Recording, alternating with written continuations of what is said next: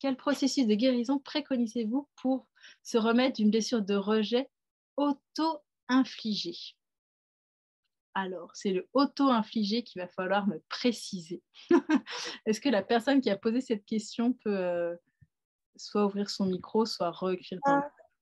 Oui, bonsoir. Alors, ce que je voulais dire par là, c'est que, en fait, moi, j'ai eu une dissociation qui n'est pas traumatique, mais une dissociation identitaire. Et je trouve quand même pas mal de correspondance avec bah, la dissociation traumatique et en fait la dissociation psychique. Je Oui. trouve qu'il y a beaucoup de ressemblances. Et en gros, j'aimerais comprendre un peu mieux comment dirais-je, comment guérir de cette pathologie. Et j'ai Ça remarqué, s'appelle une dissociation identitaire. voilà, Pas c'est un trouble traumatique. psychique, c'est une dissociation psychique, voilà. En quoi elle est différente des autres dissociations? Alors, pour moi, c'est la même chose. Oui, Je vois ça de la même manière. Seulement, voilà, là, je dois expliquer ça à un docteur. d'accord. Et du coup, j'aimerais vraiment bien comprendre le concept. Donc, je parlais de rejet auto-infligé parce qu'en fait, dans mon cas personnel, j'ai remarqué que cette dissociation est venue quand j'ai moi-même choisi que je voulais éliminer une partie de moi-même.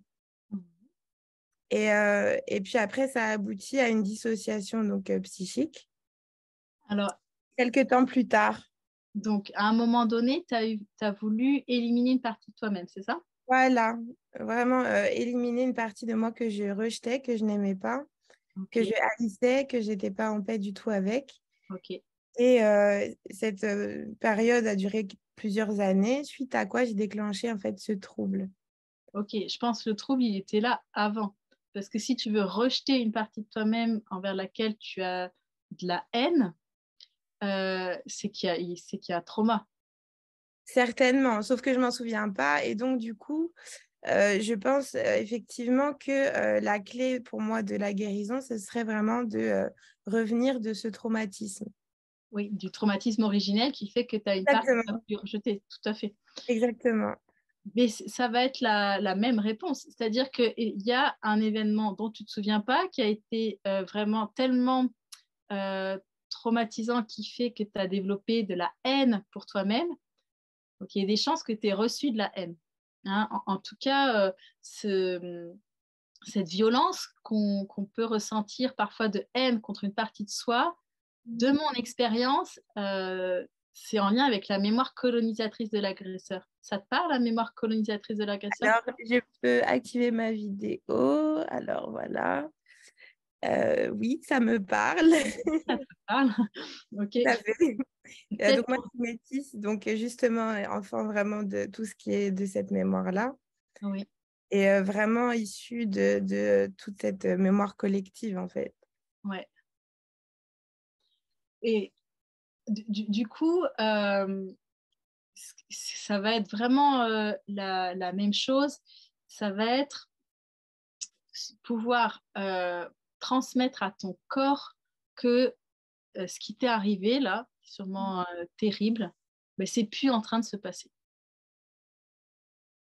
Parce que ce qui s'est passé, ce qui me semble, hein, c'est donc il y a eu un événement, plusieurs événements, tout un contexte qui ont fait que tu as dissocié et que tu as beaucoup de haine et de violence qui sont restés dans ton système et puis bah, qui tournent en boucle et qui se retournent contre toi. C'est Exactement. hyper fatigant, c'est insupportable. Donc je comprends qu'à un moment donné, tu as eu envie que ce truc, il s'arrête. À un Mhm. moment donné, ça a été tellement extrême, c'est ce qu'on expliquait tout à l'heure, le fait que ça s'amplifie avec le temps, et ça recommence, et ça recommence, et ça recommence. Au bout d'un moment, c'est tellement que ça disjoncte, et qu'à ce moment-là, hop, tu ressens plus rien. Tu es encore plus dissocié. Ça a été comme un maximum. Donc là, toujours pareil, c'est petit à petit, il va falloir montrer, faire sentir à ton corps que on est en 2022, bientôt 23, que tout ça c'est terminé. Parce que pour que en plus, là, il y a vraiment deux choses. Il va falloir comme remonter un petit peu le temps. Mais pour l'instant, ton système, il ne peut même plus supporter le fait d'être en contact avec cette haine qui est à l'intérieur de toi. La haine, elle n'a pas En disparu. fait, j'ai un peu dépassé déjà ce cap parce que j'ai Ouais. vraiment... Donc, vraiment, ça va être important pour toi d'observer finement euh, quand est-ce que tu sors, quand est-ce que ça devient trop, que tu sors de ta fenêtre de tolérance. Donc, c'est vraiment observer ton rythme cardiaque, le tonus musculaire et surtout pas chercher à faire trop. Dès que c'est un peu trop, ok, tu fais autre chose. Tu vas te balader, tu respires pleinement, tu appelles quelqu'un pour causer de tout, de rien. C'est un tout petit peu, un tout petit peu. Vas-y pas à pas, parce que si tu vas trop, Oui, ça va rebasculer. Donc vraiment dans le petit peu, dans le petit peu, et dans développer des outils. Donc il faut encore vraiment...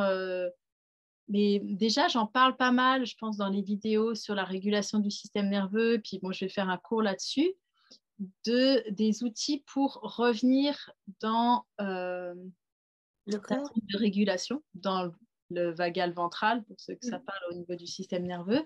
Et ça va être l'engagement social. Donc, ça, tout dépend s'il est accessible ou non. Mais parfois, l'engagement social, c'est peut-être juste aller parler à la voisine de tout, de rien. Ça va activer physiologiquement la voix, l'ouïe, le regard. Et rien que ça, déjà, ça va mettre un peu le corps dans un système un peu plus de présent. Mais ça va être aussi la nature, les respirations longues et profondes. Tu peux faire plein de travail avec les yeux, tout ce qui est le yoga des yeux, le yoga des sons. Enfin, on fait tout un tas de Visage, choses par comme ça. exemple. Comment? Le yoga du visage, par exemple, le Par, MDR. par exemple, ouais. Pour tous les mouvements des yeux, dans un D'accord. sens, dans un autre, des cercles, des respirations, des sons. Euh, voilà. Tout ça, ça peut... L'essence, en fait. Comment? L'essence physique, en fait. Euh, Oui, c'est vrai que l'odorat ramène pas mal. Le toucher, c'est autre chose. C'est tout ce qui est en lien avec l'engagement social. Plus l'odorat va ramener dans le présent d'une façon archaïque, mais c'est pas forcément lié à l'engagement social. C'est vraiment les muscles du visage. Faire des grimaces, bouger les yeux. Bon, et ça, c'est quelque chose que tu peux faire un peu comme une routine matinale et observer, voilà, dès que tu sens que c'est trop, revenir. Un truc qui marche bien, c'est regarder plusieurs objets autour de toi de façon très précise, sentir tes pieds, euh, effectivement sentir quelque chose. Ça, c'est vraiment pour te ramener. Et après, au quotidien, il y a vraiment, voilà, travailler les sons, les yeux, le lien à la nature, aux autres.